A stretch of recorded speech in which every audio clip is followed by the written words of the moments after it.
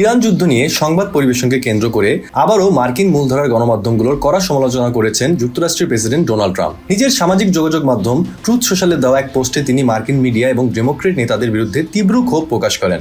মধ্যপ্রাচ্য ভিত্তিক আন্তর্জাতিক গণমাধ্যম আল জাজিরার এক প্রতিবেদনে ট্রাম্পের এই ক্ষোভ ও নতুন বিতর্কের তথ্য উঠে এসেছে।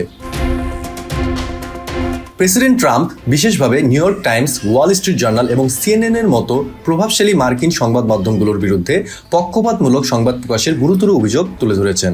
ট্রাম্পের দাবি, এসব গণমাধ্যম বাস্তব পরিস্থিতিকে বিকৃতভাবে তুলে ধরছে এবং পরোক্ষভাবে ইরানকে সমর্থন দিয়ে সংবাদ পরিবেশন করছে।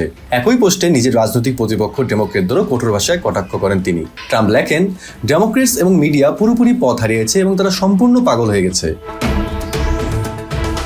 যুক্তরাষ্ট্রের আসন্ন নির্বাচনকে সামনে রেখে দেশটিতে ইরান ইস্যু এবং সামগ্রিক মধ্যপ্রাচ্য নীতি নিয়ে ডেমোক্রেট ও রিপাবলিকানদের মধ্যে রাজনৈতিক উত্তেজনা এখন তুঙ্গে। যুদ্ধ ও জাতীয় নিরাপত্তার মতো স্পর্শকাতর বিষয়ে মার্কিন গণমাধ্যমগুলোর ভূমিকা এবং ট্রাম্পের এই সরাসরি আক্রমণ দেশটিতে নতুন করে বিতর্কের জন্ম দিয়েছে। বিশ্লেষকদের মতে, নির্বাচনের আগে জনমত গঠনে গণমাধ্যমের এই লড়াই আগামী দিনগুলোতে আরও তীব্র রূপ ধারণ করতে পারে।